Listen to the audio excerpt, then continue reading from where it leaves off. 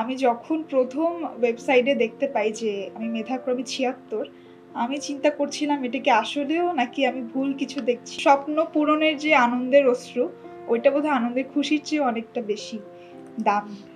জুনিয়রদেরকে একটা কথাই বলবো, তোমরা যেটা স্বপ্ন দেখছো, যেটার জন্য আগাচ্ছ সেটা নিয়ে লেগে থাকো। সারাদিন পড়া বা সেটা কখনো ভালো না।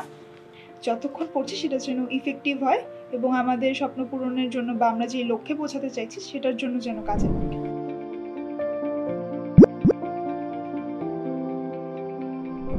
আমি সিঞ্জন বড়ুয়া। আমি এবার ঢাকা বিশ্ববিদ্যালয় বি ইউনিট পরীক্ষায় ৭৬তম হয়েছি সায়েন্স থেকে। আমি যখন প্রথম ওয়েবসাইটে দেখতে পাই যে আমি মেধাক্রমে ৭৬, আমি চিন্তা করছিলাম এটা কি আসলেও নাকি আমি ভুল কিছু দেখছি। তখন জাস্ট আমি কান্না করে দিয়েছি, মাকে জড়িয়ে ধরেছি, পাশে ছিল। তো আমরা দুইজনেই আসলে অঝোর ধারায় কাঁদছিলাম।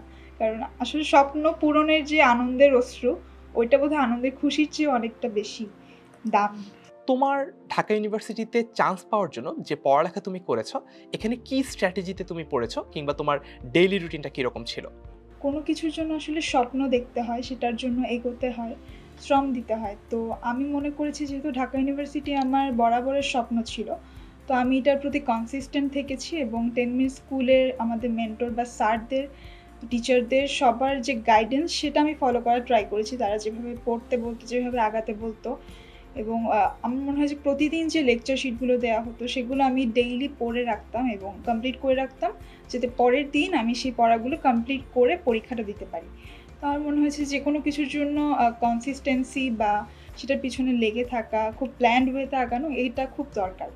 তারপর আমি আরেকটা কথা বলি, ও যখন এইচএসসি পরীক্ষা দিয়ে দিল, তার আগে থেকে আমি বেশ কয়েকজনকে বলেছি আমার মেয়ের জন্য একটু ঢাকা ইউনিভার্সিটিতে পড়ে, এরকম সিনিয়র কেউ যদি টিচার পাওয়া যায় আমি পড়াতাম। কিন্তু আমার আসলে দুর্ভাগ্য, আমি কারোর হেল্প পাইনি। একমাত্র হেল্প এই 10 মিনিট স্কুল। আসলে আমার মেয়ের এই এতটুকুতে আসা, যে ঢাকা ইউনিভার্সিটিতে পা রাখাটা আপনাদেরই অবদান। তুমি যেহেতু ঢাকা বিশ্ববিদ্যালয়ের ৭৬তম হয়েছো, নতুন একটা সিচুয়েশন, নতুন একটা অভিজ্ঞতা। অনেক জুনিয়ররা তোমার কাছে নতুন করে জানতে চাইবে যে আপু কিভাবে পড়বো, দিনে কত ঘন্টা পড়বো। এটার কোনো উত্তর কি তুমি স্পেসিফিক্যালি দিবে কিনা, যে দিনে কত ঘন্টা পড়তে হয় ঢাকা বিশ্ববিদ্যালয়ের টপ 100-এ যদি চান্স পেতে চাও? দিনে কত ঘন্টা এটা কারোর জন্য স্পেসিফিক না। আমি নিজেই কখনো ৫ ঘন্টা পড়েছি, ৩ ঘন্টা পড়েছি, ১০ ঘন্টা বা ১২ ঘন্টা। তো আমার মনে হয়েছে যতক্ষণ আমার পড়াটা আমি শেষ করতে না পারছি বা আমি আয়ত্ত করতে না পারছি, ততক্ষণ আমার মনে হয় যে পড়াটা শেষ করে তারপরে আমি উঠি। এবং একেকজনের ব্রেইনের ধারণ ক্ষমতাটা একেক রকম, একেকভাবে পড়ার স্ট্র্যাটেজি একেক রকম। আমার সাথে অন্যদের মিলবে না। তো আমার মনে হয় যার যেটা কমফোর্ট জোন সেভাবেই পড়ে ততক্ষণ পড়েই আসলে আগানো উচিত। সিনজনের কাছ থেকে আমরা জানতে পারলাম যে প্রশ্নটা অহরহ আমাদের অনেক স্টুডেন্টরা করে, সেটা হচ্ছে যে ভাইয়া দিনে কতক্ষণ পড়তে হবে, কত ঘন্টা পড়তে হবে। আমরা ইতোমধ্যেই সিনজনের কাছ থেকে যে ব্যাপারটা জানলাম সেটা হচ্ছে যে দিনে কার কতক্ষণ পড়তে হবে এটা কিন্তু যার যার ক্যালিবারের উপর ডিপেন্ড করে। কেউ হয়তো বা একটা জিনিস একবার পড়েই মনে রাখতে পারে, তার সেটা হয়তো বা বারবার পড়তে হবে না। আবার কারো হয়তো বা একই জিনিস 2বার পড়লে মনে থাকে, তার 2বার পড়তে হবে। কারো হয়তো বা সেই জিনিসটা মনে রাখতে 3বার বা 5বার পড়া লাগে, তখন কিন্তু তাকে 3বার বা 5বার পড়তে হবে। অনেক ধন্যবাদ সিনজনকে এই ব্যাপারটা শেয়ার করার জন্য। এখন তোমার কাছে আমার প্রশ্ন হচ্ছে, জুনিয়রদের প্রতি তোমার যদি কোনো সাজেশন থাকে? জুনিয়রদেরকে একটা কথাই বলবো, তোমরা যেটা স্বপ্ন দেখছো, যেটার জন্য আগাচ্ছ সেটা নিয়ে লেগে থাকো। সব কিছুর জন্য আসলে পরিশ্রমটা এবং আত্মবিশ্বাসটা সবচেয়ে বেশি দরকার। তো এটা যদি থাকে, আমার মনে হয় যে কোনো কিছুতেই আটকানোর কোনো সুযোগ নেই।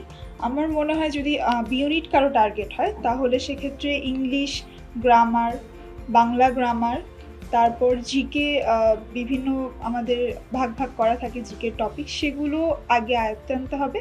তারপর আমাদেরকে দেখতে হবে যাতে আমরা যতটুকু পড়ছি সেটা যেন ইফেক্টিভ হয়, যতটুকু পড়ছি সেটা যেন আমরা মাথায় রাখতে পারি এবং অ্যাপ্লাই করতে পারি। আর বলবো যে সারাদিন পড়া বা সেটা কখনো ভালো না। যতক্ষণ পড়ছি সেটা যেন ইফেক্টিভ হয় এবং আমাদের স্বপ্ন পূরণের জন্য বা আমরা যে লক্ষ্যে পৌঁছাতে চাইছি সেটার জন্য যেন কাজে লাগে। অনেক ধন্যবাদ অনেক সুন্দর করে গুছিয়ে বলার জন্য। এতক্ষণ আমরা সিনজন ও তার মায়ের কাছ থেকে তাদের স্বপ্ন পূরণের গল্পটা শুনলাম। এরকম আরো স্বপ্ন জয়ের গল্প শুনতে 10 মিনিট স্কুলের সাথেই থাকুন।